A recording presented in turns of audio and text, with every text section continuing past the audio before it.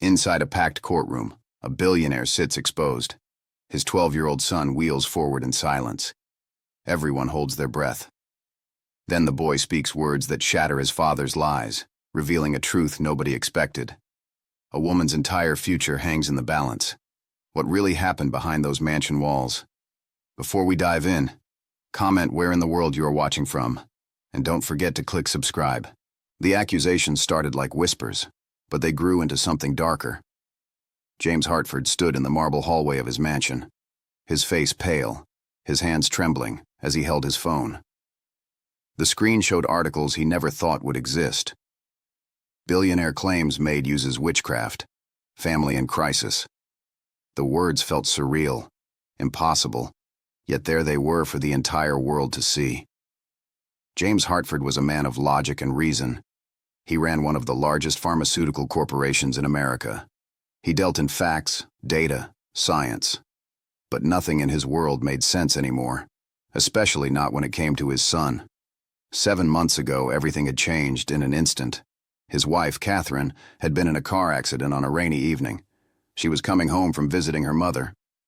The doctor said she didn't feel any pain. That was supposed to be comforting. It wasn't. At the funeral, their son Daniel wouldn't speak. He was only 12 years old, and the boy simply sat in the front row, eyes fixed on the closed casket, his small body rigid and cold. James tried to reach him. He hired therapists, brought in specialists, tried every approach he could afford. Nothing worked. Daniel didn't cry. He didn't speak. He didn't eat much. After weeks of this, the doctors delivered their diagnosis. Daniel had suffered a severe psychological trauma. They said he might recover with time and proper care. But time was moving forward, and Daniel wasn't. He stayed locked in silence. Then came the morning James would never forget. Daniel woke up and couldn't move his legs. Not paralyzed in the way a stroke victim might be. Different. His muscles were intact, his nerves responded, but something in his brain had disconnected from his body. He couldn't stand. He couldn't walk. He could move his arms, his fingers, his head. But from the waist down, he was frozen. The doctors ran every test available: MRI, CT scan, spinal tap, blood work. Everything came back normal. There was no physical damage, no injury, no medical explanation. One doctor whispered the words James didn't want to hear. Conversion disorder. Psychosomatic. It's psychological. James refused to accept that. His son was suffering from a condition that existed only in his mind. A boy broken by grief, manifesting his pain through physical symptoms that had no biological cause. It sounded cruel. It felt impossible. But the tests proved it. There was nothing physically wrong. Yet Daniel couldn't move his legs. He sat in a wheelchair that his 12-year-old body had learned to navigate with surprising skill. He moved through the mansion in that chair like a ghost, silent, present but absent, alive but not living. James loved his son desperately. He also feared him sometimes. The silence was overwhelming. A child should cry, should rage, should demand answers. But Daniel had chosen something worse. He had chosen nothing. He had chosen to disappear into himself. James had tried everything. He brought in tutors, but Daniel wouldn't engage. He set up games in the library, but Daniel ignored them. He played his late mother's favorite music, hoping it might reach something inside his son, some spark of emotion. But Daniel just stared at the walls. So when the staffing agency called to say they had a new housekeeper available, someone with special experience working with children in difficult situations, James almost hung up. What good was another person in this house full of people who meant nothing to his son? But he was desperate. Desperate is what made him say yes. Desperate is what made him hire Amelia without properly checking her references. Amelia Thompson arrived on a Tuesday morning in late autumn. She was a tall black woman in her early 40s, with dark eyes that seemed to see more than they looked at. She wore simple clothes, moved quietly through the halls, and asked no questions about her tasks. She was supposed to help with light housekeeping, some cooking, and general assistance with Daniel's care. Nothing complicated. Nothing that required special skills. Just presence. Just help. For the first week, Amelia barely spoke to anyone. She cleaned the kitchen thoroughly, reorganized the pantry, prepared simple meals that Daniel sometimes ate and sometimes pushed away. James watched her move through his house with growing indifference. She seemed competent enough, but she was just one more person who wouldn't reach his son. He didn't expect anything different. He was past expecting. That changed on a Friday evening when James heard something he hadn't heard in months. His son's laughter. Soft, tentative, but unmistakably laughter. James rushed into the kitchen and found Amelia sitting on the floor beside Daniel's wheelchair. She was showing him something from her hands. 3 small wooden figurines, each one carved with surprising detail. A horse, a bird, a small house. Daniel was holding the horse, turning it over in his fingers, his lips curved upward in what might have been the smallest smile. Amelia looked up when James entered, and her expression changed immediately. Professional. Neutral. She stood and excused herself, but James had already seen something spark in his son that had been dead for months. He couldn't explain it. A housekeeper showing his son some carved animals shouldn't have mattered, but it had. It did. Over the next few weeks, James noticed other changes. Daniel began to eat more consistently. He wasn't enthusiastic about meals, but he didn't refuse them either. More importantly, he seemed to anticipate Amelia's arrival each morning. When she came to help him with his morning routine, Daniel didn't flinch or resist the way he did with other staff members. Instead, he waited quietly for her, as if accepting care from her was different from accepting it from anyone else. James tried to understand it. He told himself it was just about personality. Maybe Amelia had a calming presence. Maybe her quiet way of moving matched the pace Daniel needed. But something else was happening too. Daniel started to engage with the world again.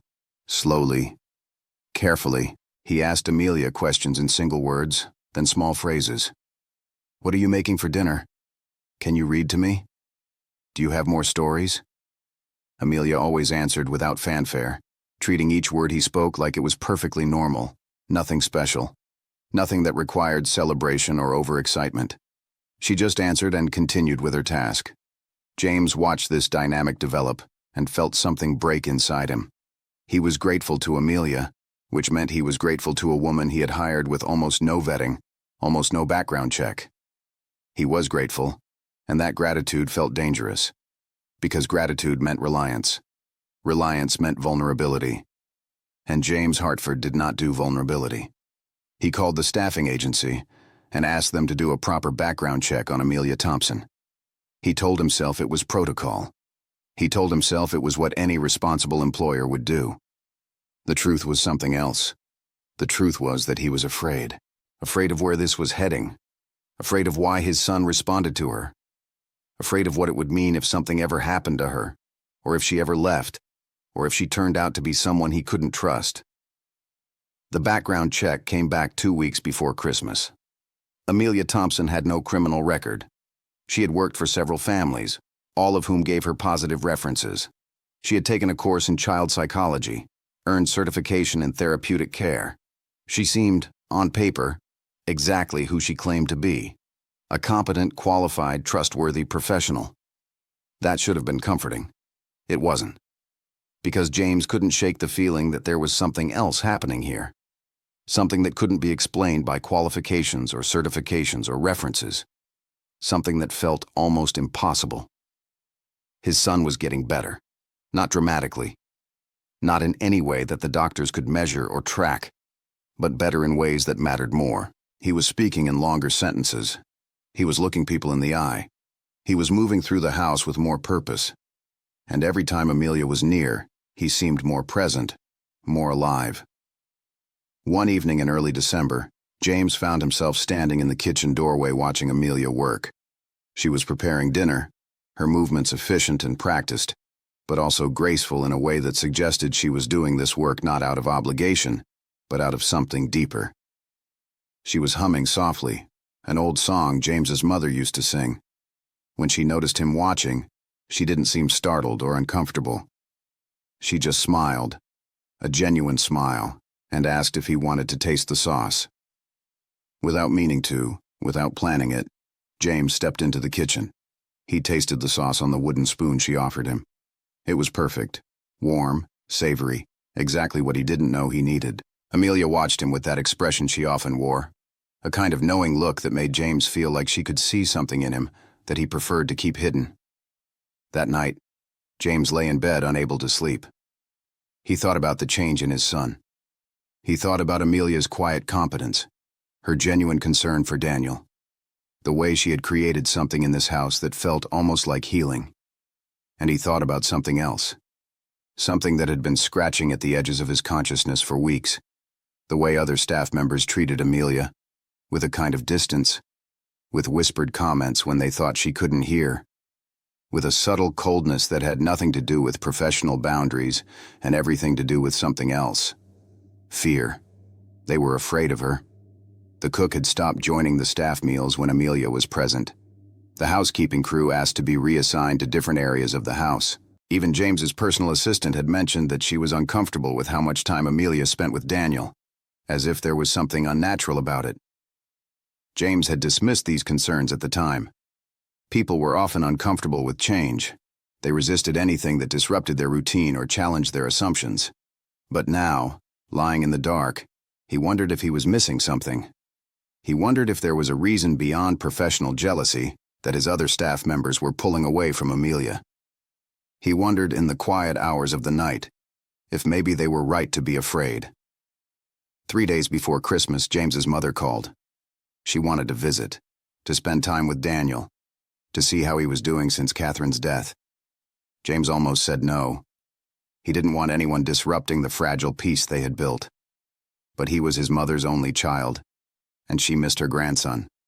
He couldn't refuse. She arrived on a gray afternoon, her arms full of presents, her eyes full of worry.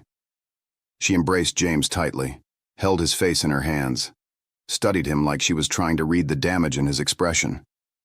Then she went to Daniel.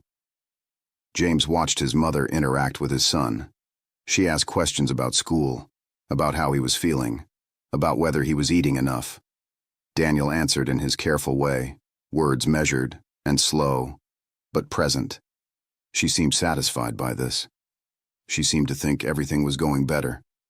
Then she asked about the staff, about who was taking care of him. James mentioned Amelia. His mother's expression shifted immediately. Something flickered across her face. Recognition? Fear? James couldn't tell. She asked to meet Amelia. When Amelia came into the sitting room, his mother's reaction was immediate and visceral. She stood up, stepped back, her hand going to the small gold cross she wore around her neck. James watched his mother's face and saw something he had never seen before. His mother, who had raised him to be rational, to dismiss superstition, to believe only in what could be proven, looked afraid in a way that transcended logic. After Amelia excused herself, his mother pulled James aside. "There's something wrong with her," his mother said quietly. "I can feel it." James asked his mother to explain. She couldn't. She just kept saying that she felt it, that there was something unnatural about the way Amelia moved, the way she looked at Daniel, the way she seemed to know things before anyone told her. She suggested that James fire Amelia immediately. She suggested that Daniel's improvement was too convenient, too sudden. She suggested in careful words that maybe Amelia was doing something to Daniel, something unnatural. James wanted to dismiss his mother's fears, but they had planted a seed of doubt, a seed of the terrible suggestion that maybe something impossible was happening in his house. His mother left the next day, but her words stayed behind like a ghost in every room. James found himself watching Amelia differently, looking for signs of something wrong, something unnatural, something that couldn't be explained. He watched the way she interacted with Daniel, and tried to see malice where there was only kindness. He listened to her words, and tried to find hidden meanings, dark intentions, anything that would justify the creeping sense of wrongness that his mother had planted. He started asking questions of the other staff members. He asked them directly what they thought about Amelia. Most of them refused to answer. But the cook, emboldened by his direct question, finally spoke. She said she didn't trust the way Amelia knew things. She said that last week, Amelia had mentioned that Daniel would have a bad dream about his mother the night before it happened. She said that Amelia had talked to Daniel about something private, something emotional, and afterward Daniel had stopped having the nightmares. She said it didn't feel right. It felt like something else. Magic. The cook had actually used that word. Magic. James dismissed it immediately, but the seed of doubt was growing, spreading roots through his mind, poisoning his thoughts with possibilities that he knew were irrational but couldn't help entertaining. That night, he sat in his office and searched the internet. Witchcraft. Spells. Magical influence. He told himself he was being ridiculous. He told himself he was a scientist, a man of facts, a man who dealt with pharmaceutical compounds and clinical trials and peer-reviewed research. But he was also a father, and his son was getting better in ways that medicine couldn't explain. So he kept searching. He found forums where people discussed witchcraft as real. He found testimonials from people who claimed to have been cursed or blessed by magical means. He found articles about the placebo effect and the power of suggestion. And somewhere in the middle of all of this research, James stopped being able to distinguish between the rational and the irrational. He stopped being able to see the line between a caring housekeeper and a woman who was somehow manipulating his son's psychological state through means he couldn't understand or control. His mother called again on Christmas Eve. She had done her own research, she said. She had looked into Amelia's background.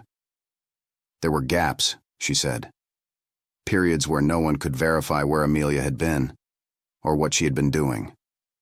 There were stories, whispered stories, about families she had worked for before, families where strange things had happened, children who recovered from illnesses unexpectedly, parents who became mysteriously devoted to her. It sounded like nonsense. It sounded like conspiracy. But James was tired. He was grieving. He was desperate for his son to be okay. And in that weakness, the idea began to take root that maybe his mother was right. Maybe there was something wrong with Amelia. Maybe it wasn't natural. Maybe it was something darker. James made a decision that he would spend the rest of his life regretting. He decided that he couldn't risk his son's safety, even if the risk was based on suspicion and fear rather than fact. He decided that he needed to protect Daniel, even if that meant destroying the one thing that seemed to be helping his son heal. He decided on Christmas Eve to fire Amelia Thompson. He would do it after the holidays. He would do it quietly. He would move on and try to find another way to help his son. A way that didn't involve a woman who somehow seemed to understand Daniel in ways that defied explanation. James sat with this decision through Christmas Day. He watched Amelia with Daniel, and now he couldn't stop seeing the things his mother had pointed out. The way she seemed to anticipate his son's needs before he expressed them. The way Daniel's face lit up when she entered the room. The way she seemed to know exactly what to say to calm him when he was upset. All of it, which had seemed like genuine care and competence before, now seemed sinister. Designed. Intentional. The day after Christmas, James called Amelia into his office. She came in calmly as she always did, and sat across from his desk. James couldn't meet her eyes. He told her that her services were no longer needed. He told her that they had decided to take Daniel's care in a different direction. He told her without looking at her that she should expect severance and a reference, but that her employment was terminated effective immediately. For a long moment, Amelia didn't respond. She just sat there, studying James with those dark eyes that seemed to see everything. Then she said something that James would remember forever. She said, "You believe I'm hurting him?" It wasn't a question. James didn't answer. Amelia stood up slowly. She said, "I'm not leaving until I talk to Daniel." James told her that wasn't possible, that Daniel's well-being had to come first, that she was no longer welcome in his house. Amelia turned to walk out. She paused at the door. She said, "He's going to fall apart without me." And James replied, harshly, bitterly, "That's not my problem anymore." It was the cruelest thing he could have said. It was also a lie. Amelia left the Hartford mansion on a cold December afternoon. She packed her things into a single-worn suitcase, the same one she had arrived with 3 months earlier. The staff watched her go with a mixture of relief and something else they couldn't quite name. Satisfaction, perhaps. Or guilt. Amelia walked out the front door without looking back. James watched her from his office window, a glass of whiskey in his hand, though it was only 3 in the afternoon.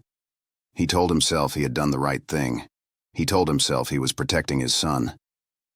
But as Amelia's figure disappeared down the long driveway, James felt something shift inside him. A wrongness. A deep, instinctive sense that he had just made a terrible mistake. He pushed the feeling away. He had his reasons, his mother's warnings, the staff's discomfort, the strangeness of Daniel's recovery. These were legitimate concerns. These were good reasons. Even as he thought it, James knew he was lying to himself. That night, Daniel asked for Amelia. He asked at dinner, his voice small and confused. "Where is Amelia?" James told him that Amelia had found another job, that she had to leave. Daniel's face didn't change much, but his hands, which had been steady for weeks, began to shake. He pushed his plate away without eating. He didn't eat that night. He didn't eat the next morning. He didn't speak much either. By the second day without Amelia, the change in Daniel was undeniable. He retreated back into himself, back into that place of silence and disconnection that James thought they had finally escaped. The light that had returned to his eyes dimmed. His words became fewer. His movements became more mechanical. James called in the therapists again. They came and sat with Daniel and tried to engage him, but he wouldn't respond to them the way he had responded to Amelia. Within a week, Daniel had regressed so severely that James found himself doubting everything. Had Amelia really been helping? Or had she been the problem all along, and her absence had simply removed the source of his son's distress? But the timeline didn't make sense. Daniel hadn't gotten worse after Amelia arrived. He had gotten better. And now that she was gone, he was collapsing again. James's mother called to check in. She seemed satisfied that he had fired Amelia. She said it was the right decision, that Daniel would adjust, that they had done the right thing. James wanted to believe her. But as he listened to Daniel crying in his room that night, a sound he hadn't heard in weeks, James began to wonder if his mother had been wrong, or if he had been wrong to believe her. By the 3rd week of January, James received an unexpected visitor. A lawyer. He came to the house with documents and a stern expression. The lawyer explained that Amelia Thompson had filed a formal complaint against James Hartford. She had documented instances of emotional support provided to Daniel, records of his medical progress, testimony from previous employers about her qualifications and character. She was suing for wrongful termination and defamation. More importantly, she had filed a report with the State Child Protective Services Division. She was claiming that James Hartford had terminated her employment in a way that constituted abuse of his son, that by removing a critical source of emotional support without warning or adequate transition, James had caused Daniel psychological harm. She was asking for an investigation. James felt his world tilt. He read the documents twice, unable to believe what he was seeing. Amelia, the woman he had fired, was now claiming that he had harmed his own son by removing her. It seemed absurd. It seemed impossible. And yet, as James read the detailed account of Daniel's progress under her care, as he saw the documentation of his son's improvement, he began to feel something else. Fear. Not fear of Amelia anymore. Fear of what he had done. Fear of what the truth really was. CPS contacted him within a week. An investigator came to the house and asked to speak with Daniel. James sat in the room during the interview, but barely. The investigator asked Daniel simple questions. Do you like your housekeeper? Do you miss her? Has anyone hurt you? Daniel's answers were quiet but clear. He liked Amelia. He missed her very much. No one had hurt him. He just wanted to see her again. The investigator noted all of this in her file. She explained to James that the investigation would take some time, but based on the initial interview, there didn't appear to be evidence of abuse. However, the timing of Amelia's termination and Daniel's subsequent decline was concerning. She suggested that James might want to reconsider his decision. James wanted to tell her about his mother's concerns. He wanted to explain about the witchcraft theories, about the strangeness of how well Amelia understood his son, about the gap in her employment history. But as he looked at his son's face during that conversation, As he saw the desperation in Daniel's eyes when he talked about Amelia, James realized something crucial. His fear had been based on nothing. Nothing but suspicion and irrational worry and his own grief and his mother's paranoia. He had taken the one thing that was helping his son and torn it away. For what? For his own peace of mind? For his own inability to understand something that didn't make logical sense? That night, James made another decision. This time, he decided to fight for Amelia, not against her. He hired her lawyer as his own. He worked with her to prepare a statement explaining that he had acted in error, that he had allowed irrational fears to override his better judgment, that he had made a terrible mistake. He agreed to pay Amelia significant damages for lost wages and emotional distress. He agreed to write a formal apology. He agreed to do whatever it took to make this right. But there was still the matter of his mother. She called him when she heard about the lawsuit. She was furious.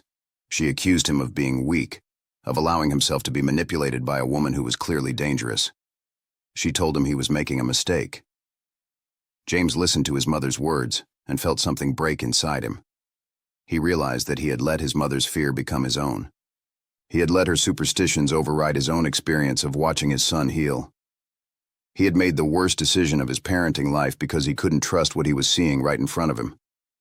When his mother finished speaking, James told her something he should have said weeks ago. "I don't believe you, and I need you to stop." His mother hung up. She didn't call back. The hearing was scheduled for late February. Amelia's lawyer filed motion after motion, each one adding to the case, each one strengthening her position. James prepared his testimony. He wrote and rewrote it, trying to find the words to explain how he could have been so wrong, how he could have let his son down so profoundly. He thought about the moment he told Amelia she was no longer welcome. He thought about her final words. "He's going to fall apart without me." She had been right. He had fallen apart. And the person responsible for that destruction was James himself. James also made another discovery during his preparation for the hearing. He decided to actually do a thorough background check on Amelia, the kind he should have done before hiring her. What he found surprised him. Amelia had worked as a therapeutic caregiver for 7 families over 15 years. All 7 families had given her glowing references. All 7 had reported significant improvements in their children's emotional and psychological well-being. She had formal training in trauma-informed care. She had certifications in child psychology and grief counseling. She had worked at a grief support center before becoming a private caregiver. There was nothing in her background to suggest anything but genuine competence and compassion. The gaps his mother had mentioned? Amelia had taken time off to care for her own mother who was dying of cancer. She had grieved. She had processed her loss, and then she had returned to work, bringing with her a deep understanding of what it meant to lose someone you loved. The courthouse was cold and imposing on the morning of the hearing. James arrived early, his lawyer briefing him on procedure and likely questions. They had prepared for weeks. Every document was organized, every testimony planned, every moment accounted for. But nothing could fully prepare James for walking into that courtroom and seeing Amelia sitting at the opposing counsel's table. She looked smaller than he remembered, older, tired. She had been out of work for 6 weeks, her reputation damaged by James's accusations, her livelihood threatened by his negligence. When their eyes met across the courtroom, Amelia didn't look angry. She looked sad.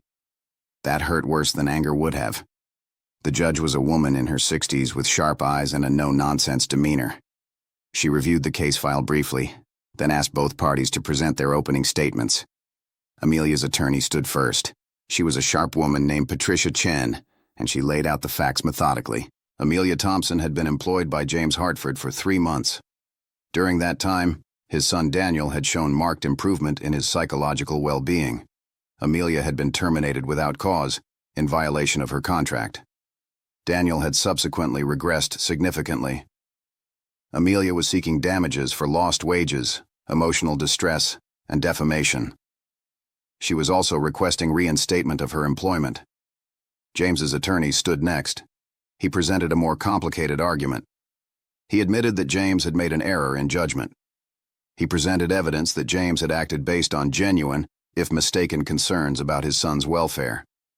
He argued that rather than a malicious wrongful termination, This was a case of a desperate father trying to protect his child from what he believed was a harmful influence. The argument sounded weak, even as it was being made. The judge's expression didn't change, but her eyes seemed to sharpen. When she asked James to take the stand, he did so with his shoulders squared, preparing himself for what was coming.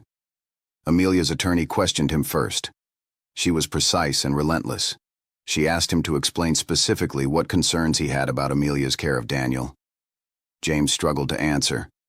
Because she helped him too well? Because his son got better? Because his mother was afraid of something she couldn't articulate? Every explanation sounded absurd when spoken aloud in a courtroom. She asked him to describe what he believed Amelia had done to harm Daniel. He couldn't. She asked him if there had been any evidence, any incident, any specific concern beyond vague feelings and family superstition. There hadn't been. By the time James's own attorney stood to do re-examination, the damage was done. The judge looked at him with a mixture of pity and disappointment. When Amelia took the stand, she spoke calmly about her work with Daniel. She described his symptoms when she arrived. His silence, his disconnection, his psychological pain manifesting as physical paralysis. She explained the techniques she had used: gentle presence, consistency, patience, allowing him to move at his own pace without pressure or forced engagement. She described his gradual improvement. The first time he spoke a full sentence. The first time he smiled. The first time he seemed to acknowledge that she was there. Really there. Not just another adult trying to fix him. When asked about her employment history, she provided context that James had only discovered through his own investigation. She talked about caring for her mother. She talked about grief and loss and what it had taught her about how to sit with people in their darkest moments without trying to force them into the light. She talked about Daniel like she genuinely cared about him, like he mattered to her beyond just a job. By the time she finished, there were tears in the courtroom, not from Amelia herself, who remained composed, but from others who heard the truth of her words. The judge called for a recess. In the hallway, James found himself standing near Amelia for the first time since he had fired her. She didn't acknowledge him at first. Then she turned slightly and their eyes met. He mouthed the words, "I'm sorry." She looked away. She didn't nod or accept or reject his apology. She simply turned back to her lawyer and continued walking. That small rejection hurt more than James deserved. But he understood. Words meant nothing now. Only actions would matter. The hearing resumed in the afternoon. There was one more witness that neither James nor Amelia's attorney had mentioned beforehand. A surprise witness that the judge had agreed to allow. Daniel. James didn't know Daniel was coming. He hadn't been told. The boy was wheeled into the courtroom in his wheelchair, wearing a button-up shirt and looking small and serious. His hands were shaking as he was positioned to face the judge. The bailiff asked him if he understood the importance of telling the truth. Daniel nodded once. The questioning began simply enough. Questions about his name, his age, his relationship to Amelia. Then the more important question came. Can you tell us how you felt when Amelia Thompson was employed at your home? Daniel took a long breath. His voice was small but steady. She helped me feel better. She didn't make me talk if I didn't want to. She didn't try to make me better right away. She just was there. And I knew she wouldn't leave.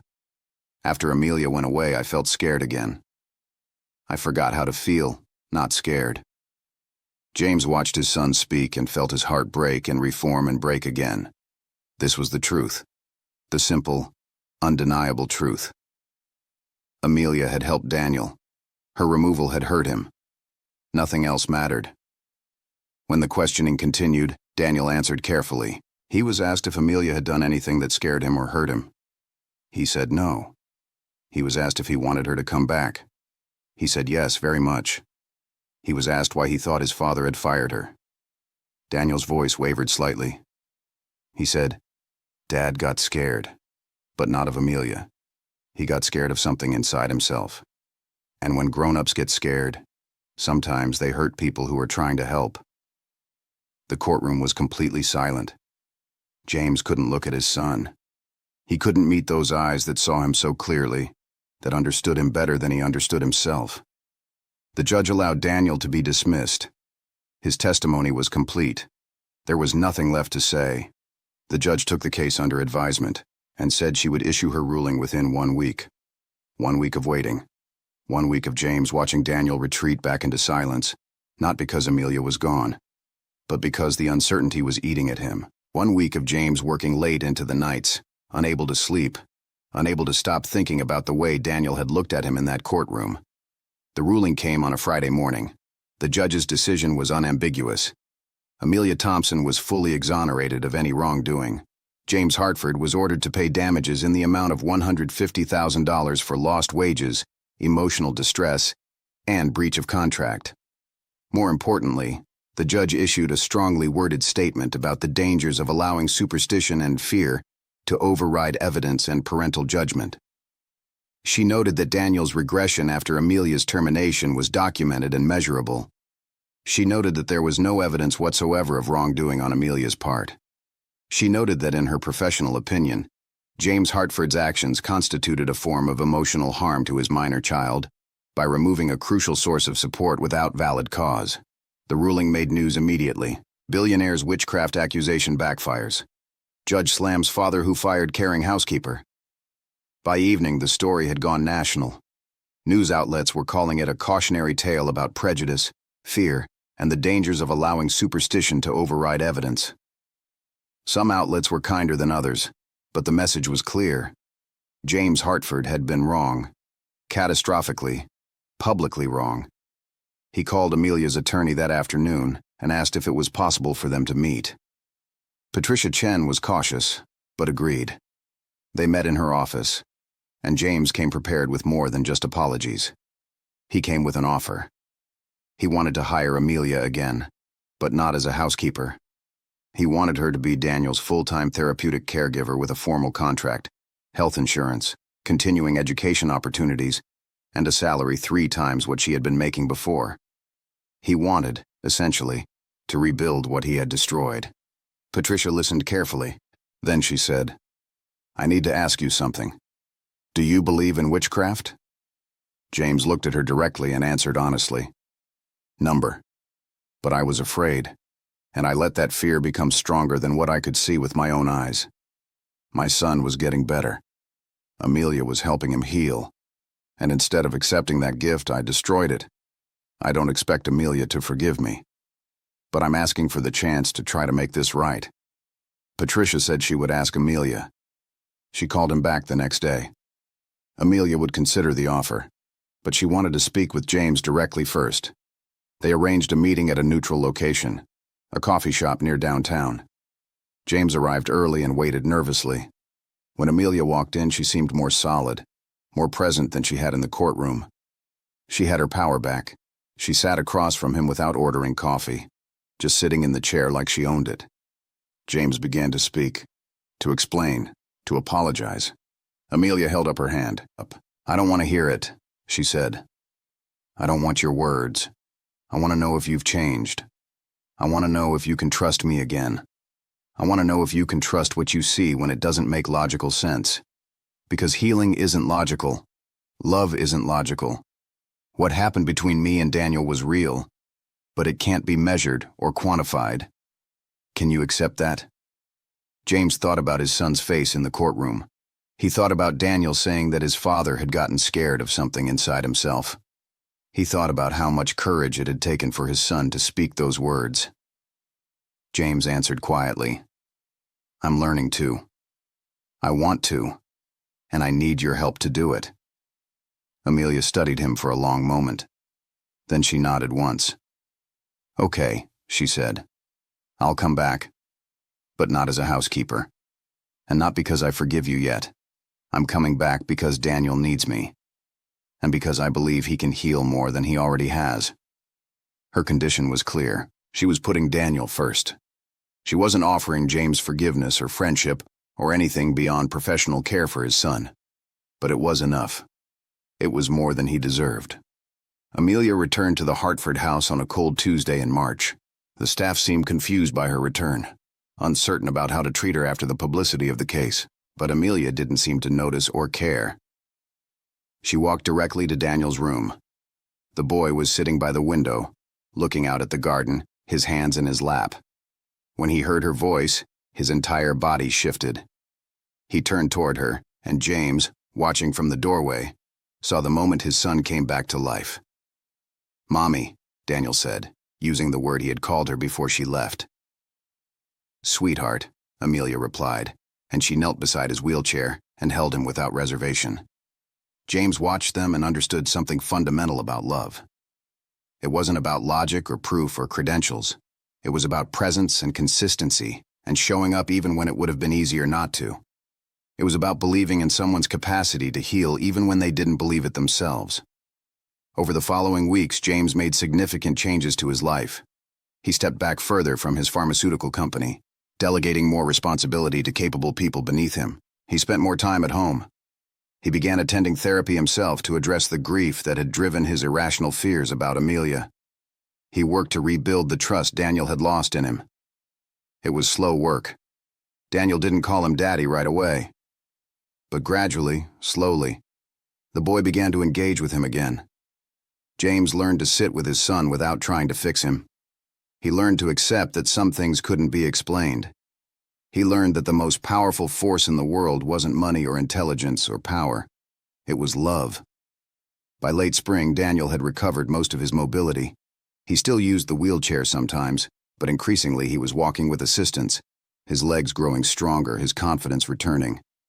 His therapist noted that his psychological state had improved dramatically. He was engaging with school material again. He was making jokes. He was speaking in complete paragraphs. He was, essentially, learning to live again.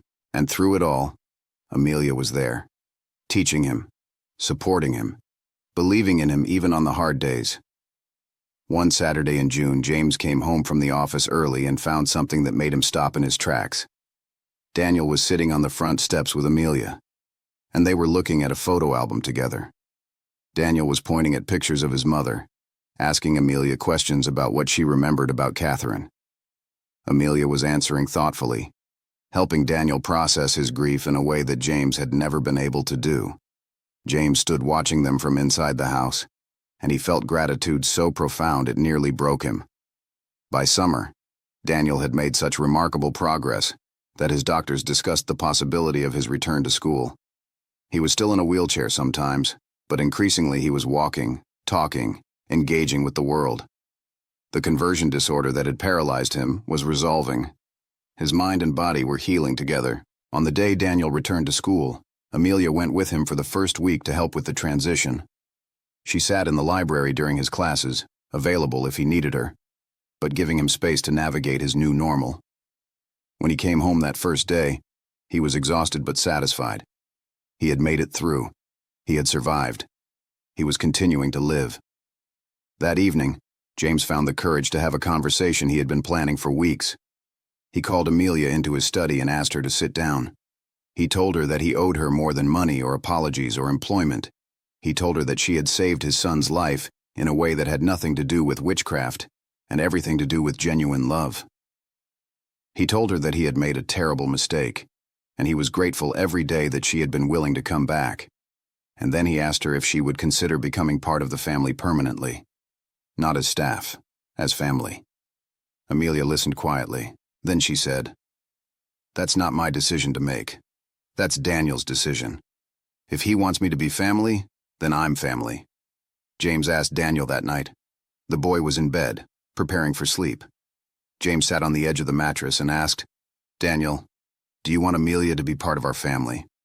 Daniel nodded without hesitation. "Yes," he said. "She's already my family. She's my other mommy." James felt tears stream down his face. He leaned forward and kissed his son's forehead. Then he went to find Amelia. He found her in the library, preparing for the next day's lessons. He told her what Daniel had said. He told her that if she wanted, she could stay not as an employee, but as a family member. He told her that Daniel needed her, and so did he. Amelia's expression changed. For the first time since the court case, she smiled at him with something that looked like the beginning of forgiveness. She said, "I would like that very much." That night, James sat in his study and wrote a letter to his mother. He told her that she had been wrong about Amelia. He told her that her fears had nearly destroyed his family. He told her that he no longer needed her advice or her presence in his life, if she couldn't accept that Amelia was part of his family now. He told her that he was choosing his son. He was choosing what was real over what was feared. He sealed the letter and sent it. His mother never responded. That was fine. Some bridges once burned don't need to be rebuilt. By fall, Daniel had returned to school full-time. He was walking more than he was using the wheelchair. He was talking in class. He was participating. He was becoming the boy he would have been if his mother hadn't died. If trauma hadn't derailed him. He was healing. On a beautiful autumn afternoon, James found Daniel and Amelia in the garden. They were sitting on a bench, looking at the changing leaves. Daniel was asking questions about colors, about the physics of why leaves changed, about why some things had to end to make room for new things. Amelia was answering patiently, letting him lead the conversation wherever it needed to go. James watched them together and understood what the judge had meant in her ruling. Healing couldn't be measured by a chart or a graph. It couldn't be quantified or submitted for peer review. It could only be witnessed. It could only be felt. And what James was witnessing was his son returning to life. Slowly, carefully, but undeniably. That evening, at dinner, James made an announcement. He told Daniel and Amelia that he was making official what had already become true in his heart. He was legally adopting Amelia as a second mother to Daniel. She would be added to his will, included in family decisions, recognized by law as part of their family. Daniel smiled, one of his real smiles that lit up his entire face. Amelia's eyes filled with tears, but she was crying from joy. She said, "I've never had a family like this." James said, "Well, now you do." By winter, the Hart family had settled into a new normal. James had reduced his work hours significantly. Amelia was still Daniel's therapeutic caregiver, but she was also so much more. She was a mother to him. She was family. The house that had once echoed with grief and silence was now filled with the ordinary sounds of a functioning family. Arguments about homework, laughter at dinner, questions about the day, plans for the future. James learned to sit with uncertainty. He learned to trust what he couldn't explain. He learned that sometimes the things that matter most can't be quantified or proved in a laboratory. They can only be experienced and accepted and loved. One afternoon in December, as they were preparing for Christmas, Daniel was drawing a picture at the kitchen table. James asked him what he was drawing. Daniel held it up. It was 3 figures, a man, a woman, and a boy. They were holding hands. Above them, Daniel had written one word: family. James looked at that drawing and thought about everything it represented. The fear, the accusation, the wrongness, the pain, and finally, the healing. He thought about how close he had come to destroying something beautiful because he couldn't understand it. He thought about how lucky he was that Amelia had fought back, that she had believed in his son, that she had been willing to return even after he had tried to take everything from her.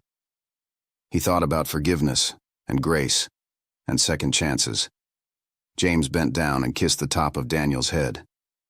Then he looked at Amelia across the room, and they shared a smile that said everything, a smile that said they had made it through the darkness, a smile that said they were going to be okay. Years later, when Daniel was in high school, a journalist reached out requesting an interview. She wanted to do a retrospective piece about the case, about how the witchcraft accusations had been born from fear and prejudice, about how it had all been resolved. James was hesitant at first, but Daniel wanted to participate. He was old enough now to understand what had happened, mature enough to talk about it without shame. The journalist came to the house and interviewed all 3 of them. She asked Daniel what he remembered about the period after his mother's death. He talked about the silence, the fear, the feeling of being trapped in his own body. He talked about how Amelia had been the first person to reach him, to help him understand that his grief was valid, that his symptoms made sense even if they had no medical explanation. He talked about how his father had been scared, how fear had driven the accusations, how love had eventually healed the breach. When the article came out, it was powerful. It talked about the danger of letting fear override evidence, It talked about the power of qualified professionals to help heal trauma. It talked about a family that had been nearly torn apart by superstition, but had found their way back to each other. More importantly, it talked about Amelia Thompson not as a victim or a villain, but as a hero. A woman who had dedicated her life to helping broken children heal. A woman who had faced false accusations and chose forgiveness over revenge. A woman who had shown more grace and strength than most people would have been capable of. After the article was published, Amelia received several job offers from prestigious therapeutic centers and institutions, but she turned them all down. She told James and Daniel that she didn't need prestigious. She needed them. She needed to continue the work she was doing with Daniel, and she needed to know that her family was safe. That simple statement made James understand once again the depth of what Amelia had given them. She had sacrificed career advancement, financial security, prestige, all of it, to stay with them. When Daniel graduated from high school, he gave a speech at his graduation ceremony. He talked about trauma and healing. He talked about his mother and the grief that had nearly consumed him. He talked about the importance of therapy and professional care. And he talked about Amelia. He talked about how she had shown him that it was possible to heal, that it was possible to move forward, that it was possible to build a life after loss. The audience was moved to tears. Afterward, several parents approached James and asked for Amelia's contact information, wanting to hire her for their own children. James provided it without hesitation. He knew that Amelia deserved to help more families, to share her gift with others who needed it. By the time Daniel was in college, James had made significant changes to his pharmaceutical company. He had established a new division dedicated to trauma-informed mental health care. He had donated millions to research on conversion disorder and psychosomatic conditions. He had become, essentially, an advocate for the very thing he had once feared and rejected. Amelia was involved in these efforts, consulting on best practices, training therapists, ensuring that the programs reflected real understanding of how trauma manifests in the body and mind. When Daniel finished college and announced that he wanted to become a therapist specializing in child trauma, James wasn't surprised. His son had lived through trauma. He had been healed by a skilled professional. Of course, he wanted to dedicate his life to helping others through the same journey. Daniel chose to intern with Amelia first, learning directly from her, understanding her methods, her philosophy, her heart. He watched her work with children and understood what she had given him. Not just healing, but hope. Not just recovery, but a sense that life could be good again. One evening, when Daniel was 21 years old, he asked James and Amelia to sit down. He told them he wanted to legally change his name. He wanted to add Thompson to his surname. He wanted to be Daniel Hartford Thompson, carrying both names, honoring both parts of his family. James cried when Daniel told him this. Amelia held his hand. And that night, all three of them sat together in the study, and James formally changed Daniel's name. It was a small legal proceeding, but it meant everything.